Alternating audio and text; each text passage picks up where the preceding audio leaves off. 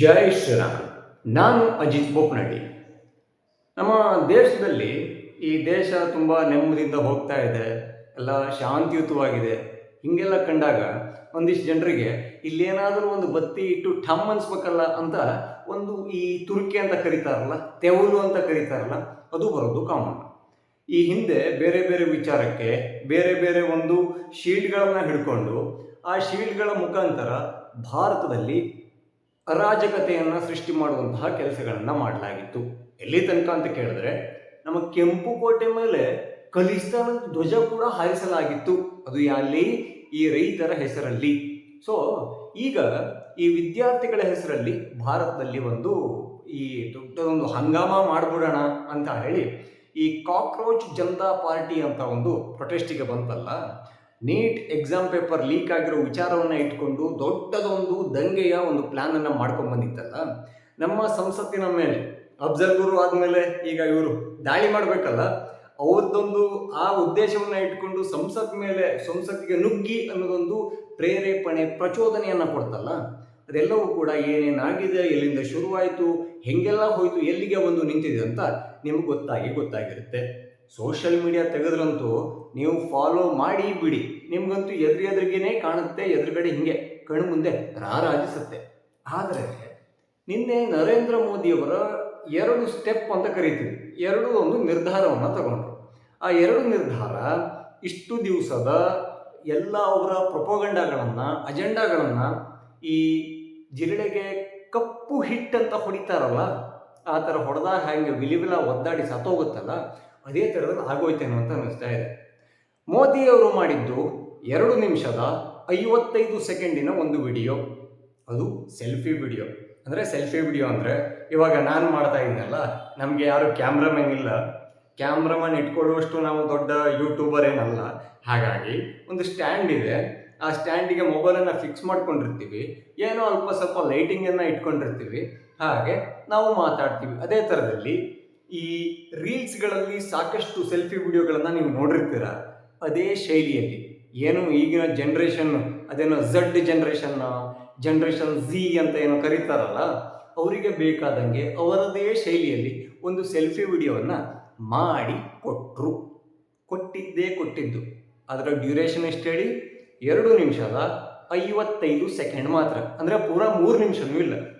3 ನಿಮಿಷ ಒಳಗಡೆ ಇವರು ಪಾಪ ಎಷ್ಟೊಂದು ತಿಂಗಳಿಂದ, ಎಷ್ಟೊಂದು ವರ್ಷಗಳಿಂದ ಪ್ಲ್ಯಾನ್ ಮಾಡಿಕೊಂಡು ಇಲ್ಲೊಂದು ಅಜೆಂಡಾನ ಹೂಡಬೇಕು, ಅದೊಂದು ಬೀಜನ ಬಿತ್ತಿ ಇಲ್ಲಿ ಅದರದ್ದು ಕೆಟ್ಟ ಒಂದು ಸಸಿಗಳನ್ನು, ಕಳೆಗಳನ್ನು ಎಲ್ಲ ಹುಡ್ಸಾಕಬೇಕು, ಭಾರತ ಈ ಥರ ಆಗ್ತಾ ಇದೆ ಅಂತ ಜಗತ್ತಿನಾದ್ಯಂತ ಪ್ರಚಾರ ಮಾಡಬೇಕು ಅಂದ್ಕೊಂಡಿದ್ದೆಲ್ಲ 3 ನಿಮಿಷದಲ್ಲಿ ಢಮಾರ ಮಾಡಿದ್ರು.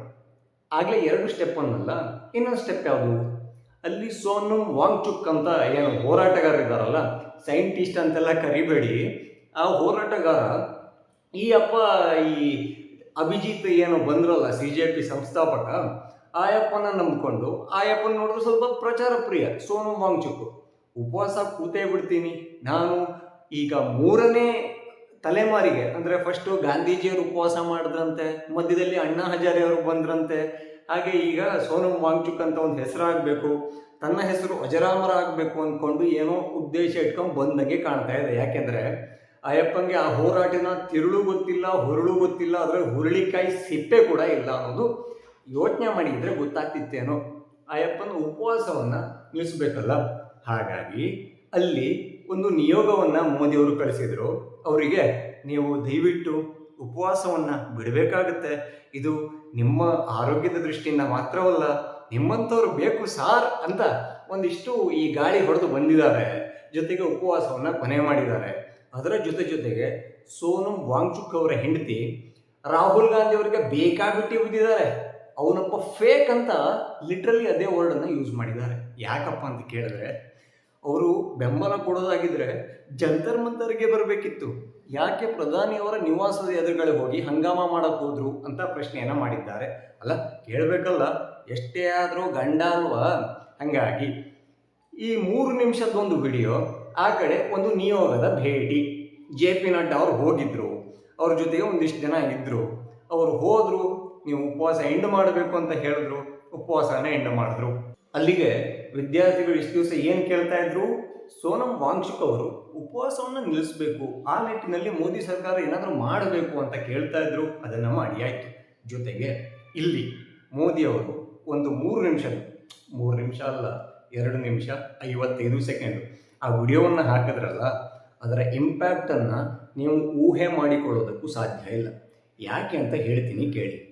ಕಾಕ್ರೋಚ್ ಜನತಾ ಪಾರ್ಟಿ ಶುರುವಲ್ಲಿ ಯಾವ ಥರ ತಮ್ಮನ್ನು ತಾವು ಬಿಂಬಿಸಿಕೊಂಡಿತ್ತು, ಈ ಇನ್ಸ್ಟಾಗ್ರಾಮು ಅಥವಾ ಎಲ್ಲ ಓವರಾಲ್ ಡಿಜಿಟಲ್ ಮೀಡಿಯಾ ಪ್ಲ್ಯಾಟ್ಫಾರ್ಮ್ಗಳಿರ್ತಾವಲ್ಲ, ಈ ಫಾಲೋವರ್ಸ್ ಲೆಕ್ಕದಲ್ಲಿ ನಾವು BJPಗಿಂತ ಜಾಸ್ತಿ ಇದ್ದೀವಿ ಅಂತ ಹೇಳಿತ್ತು. ಅಂದರೆ ಅವರಿಗೆ ಫಾಲೋವರ್ಸ್ ಕೌಂಟ್ ಆಗುತ್ತೆ, ವ್ಯೂಸ್ಗಳು ಕೌಂಟ್ ಆಗುತ್ತೆ, ಲೈಕ್ಸ್ಗಳು ಕೌಂಟ್ ಆಗುತ್ತೆ, ಎಲ್ಲವೂ ಕೂಡ ಕೌಂಟ್ ಆಗುತ್ತೆ.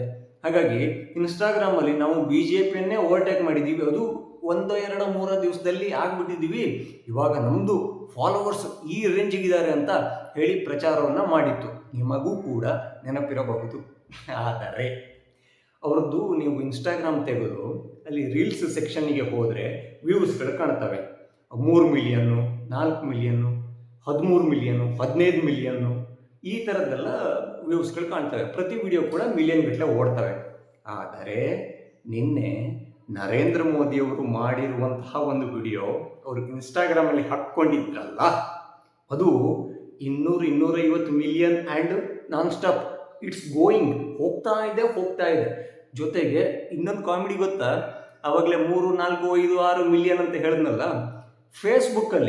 ಫೇಸ್ಬುಕ್ಕಿನಲ್ಲಿ ನರೇಂದ್ರ ಮೋದಿಯವರಿಗೆ ವ್ಯೂಸ್ ಬಿಟ್ಟಾಕಿ ಬಂದಿರೋ ಲೈಕ್ಸು 6 ಮಿಲಿಯನ್. ಸೊ ನೀವು ಡಿಜಿಟಲಿ ಮಾತಾಡ್ತೀರಾ ಅಂದರೆ ಡಿಜಿಟಲಿನೇ ಮಾತಾಡೋಣ, ನೀವು ಕಾನೂನಾತ್ಮಕವಾಗಿ ಮಾತಾಡ್ತೀರಾ ಅಂದರೆ ಕಾನೂನಾತ್ಮಕವಾಗಿಯೇ ಮಾತಾಡೋಣ. ನೀವು ಅಶಾಂತಿಯಿಂದ ಅಲ್ಲಿ ದಂಗೆ ಎಬ್ಬಿಸ್ತೀನಿ ಅಂತ ಮಾತಾಡೋಕ್ಕೊಂದು ಪೊಲೀಸ್ ಅಂತ ಇದ್ದಾರೆ.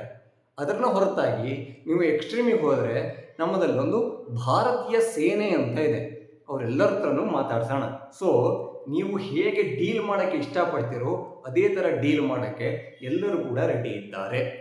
ಆ 3 ನಿಮಿಷದ ವಿಡಿಯೋ ನಿಮ್ಮ ಖಾನ್ದಾನ್ ಇಷ್ಟು ದಿವಸದ ಅಜೆಂಡಾಗಳನ್ನೆಲ್ಲ ಪುಡಿ ಮಾಡಿಬಿಡ್ತಲ್ಲ ಅನಿಸುತ್ತೆ. ನಿಮಗೆ ಬೇಜಾರಾಗಿದೆ ಅಂತ ಖಂಡಿತ ಆಗಲೇಬೇಕು.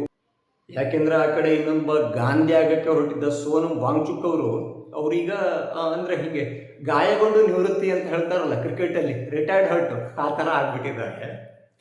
ಈ ಕಡೆ ಮೋದಿಯವರು ಒಂದು ಸೆಲ್ಫಿ ವಿಡಿಯೋ ಮಾಡಿ ಎಲ್ಲವನ್ನು ಉಡೀಸ್ ಮಾಡಿದ್ದಾರೆ. ಅದರಲ್ಲಿ ಏನು ಹೇಳಬೇಕು, ಎಷ್ಟು ಹೇಳಬೇಕು ಎಲ್ಲವನ್ನ ಹೇಳಿದ್ದಾರೆ.